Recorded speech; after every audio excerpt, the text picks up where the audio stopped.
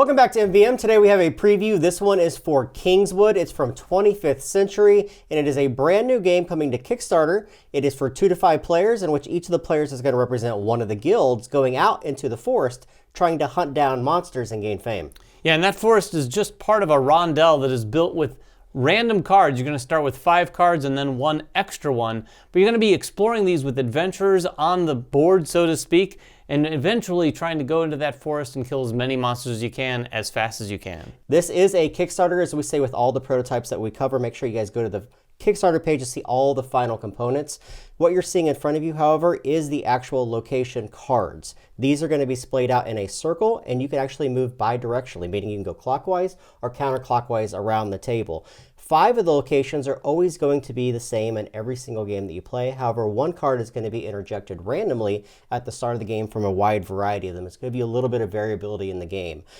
3 adventurers are going to be placed on the exact same locations at the start of every game. We have 1 on the blacksmith, 1 on the academy, and 1 on the tavern.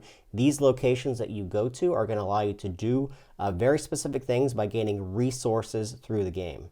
Yeah, and you also have the King's Guard. That's this other piece. It's going to be introduced to the rondel as well. It's also important to realize these adventurers are not player specific. We're all going to be controlling these adventurers on our turns, moving them and taking the powers of a couple different spaces. Speaking of the guild that you play, everyone's going to come to the table with one of these random guilds. When you look at the guild character, it's going to tell you your starting resources as well as a variable player power that you'll have throughout the entire game.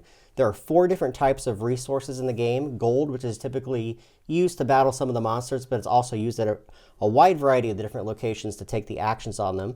Those are going to be spent and given back to the supply. The other 3 resources are going to stay out in front of you when you collect them. This represents your health or your life. You also have spell books and you have swords.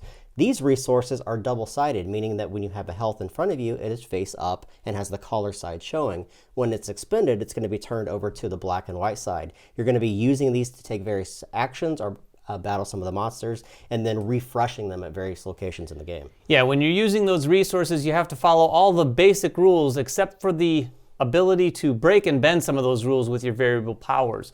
For instance, here's one of the guilds. This one gains an extra coin when it visits the market, so that's one way that breaks the rules. This one, when it goes to the forest, will actually let you draw a 4th monster to give you a little bit more flexibility in the monsters you're trying to fight. Speaking of the monsters, this is a race to gain 20 fame. Every single one of the monsters is going to inhabit the forest. When you go to the forest, you're allowed to interact with those monsters. 3 of those will be face up, as David said.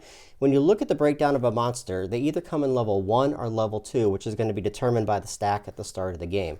You're going to put all the level 1s on top with all the level 2s on the bottom.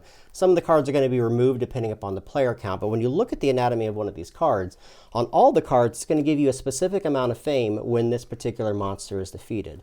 It's also going to show you the type of resources that you have to expend in order to defeat that monster. And some of the monsters, in inclusion of that, also have a one-time ability that you're allowed to use, or maybe even abilities that will key off future monsters that you'll be able to fight in the game.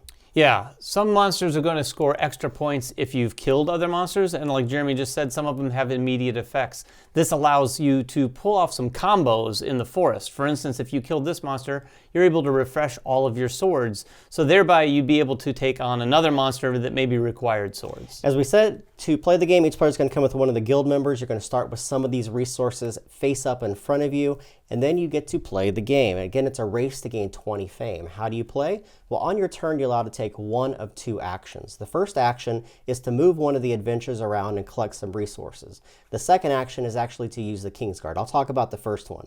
You're going to notice that there are 3 adventuring meeples, and as David already mentioned, you don't control any one of these. You're allowed to use any one that you so wish.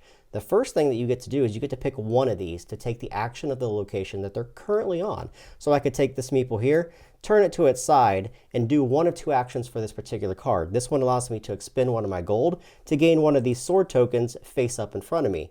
Or I could also spend that gold instead to take all the sword tokens that have been expended and flip them all face up, meaning I could use them again. There's 3 locations that do that particular thing, and they all do various things with different resources. Then you're allowed to actually move that adventuring meeple. You're allowed to move them bi-directionally, meaning that you can move them clockwise or counterclockwise. Now there's some rules that you have to pay attention to here. The first rule is you're allowed to move one space freely in either one of these directions as long as the King's Guard nor another adventuring Meeple is in that location. If there is, you're not allowed to move to that location. You're also allowed to skip locations. And for every location that you skip, you have to expend 1 coin, meaning that I could take this and move all the way down here.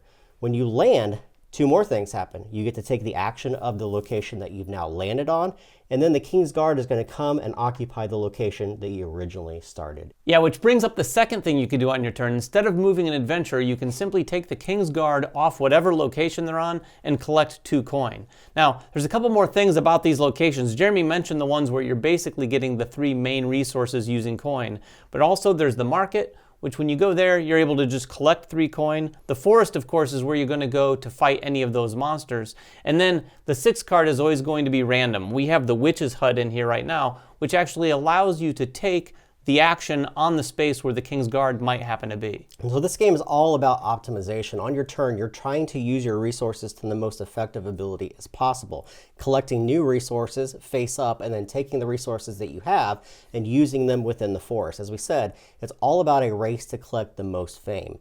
You're going to continue this turn after turn until one of the players has collected 20 fame by noting the victory points on the bottom of the monsters that you've collected within the forest. Once that happens, you're going to finish out the round, meaning that every single player in the game is going to have the same number of turns in order to also meet or exceed that 20 fame point. And that's going to be the end of the game. So this is a game all about, as I said, all about optimization and trying to gain that fame as quickly as possible with the least amount of resources that you can do it with. Yeah, it uses a rondel in a pretty interesting way, and also it has a leveled stack here of these monsters. So once you get deeper into that stack, you're going to get monsters that have a lot more resources that you have to fulfill. And a lot of these monsters too will key off of previous monsters. So you have like the goblins that have the goblin bully. So if you have that goblin bully, every one of the other goblins that you have are going to give you additional victory points. So it's about trying to tie in the right monsters with the monsters that you've acquired previously. So guys, that is Kingswood. It is from 25th Century. If you guys have any questions about the game, make them in the comments below. Subscribe to us, follow us on Twitter, like us on Facebook, and we'll catch you guys next time. Bye-bye.